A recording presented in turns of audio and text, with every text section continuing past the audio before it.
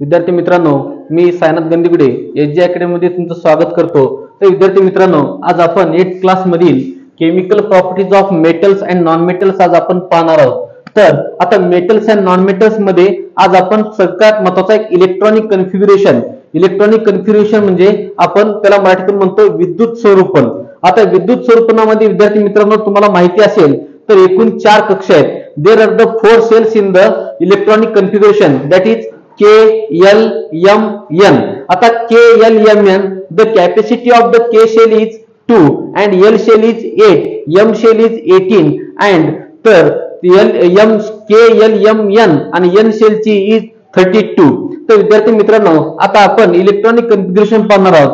तर लक्षात घ्या, it is the basis of the chemical behaviour of element. म्हणजे इलेक्ट्रॉनिक कन्फिग्युरेशन विद्युत स्वरूपन हे काय एलिमेंट सर्व जे एलिमेंट्स आहेत त्यांचं काय आहे बेसिस आहे। म्हणजे केमिकल बिहेवियर रासायनिक जे गुणधर्म आहे ते रासायनिक गुणधर्म ते काय बेसिक आहे। तर विद्यार्थी मित्रांनो, आता मेटल, आता लक्षात घ्या मेटल म्हणजे काय धातू आणि नॉन मेटल म्हणजे काय धातू। आता मेटलचं जर आपण इलेक्ट्रॉनिक जर कन्फिग्युरेशन पाहिलं तर त्यामध्ये लक्षात घ्या metals it have the up to 3 electron in their outermost shell.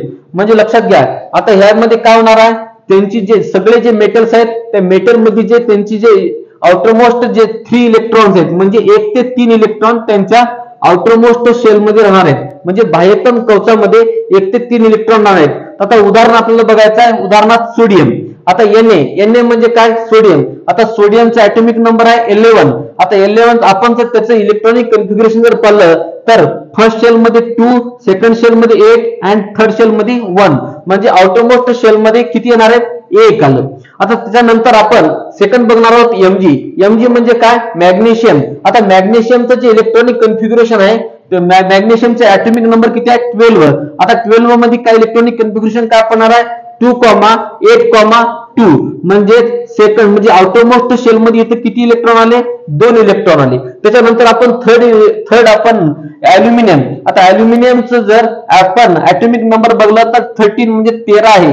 तर त्याचं जर आपण इलेक्ट्रॉनिक कन्फिग्युरेशन जर पाहिलं तर फर्स्ट शेल मध्ये 2, सेकंड शेल मध्ये 8 आणि थर्ड शेल मध्ये 3। म्हणजे मोस्ट ऑफ द मेटल्स म्हणजे जेवढे जास्तीत जास्त मेटल्स आहेत त्यांच्या आउटरमोस्ट शेल मध्ये 1 ते 3 इलेक्ट्रॉन पडतात, त्यालाच आपण काय म्हणतो मेटल्स म्हणतो।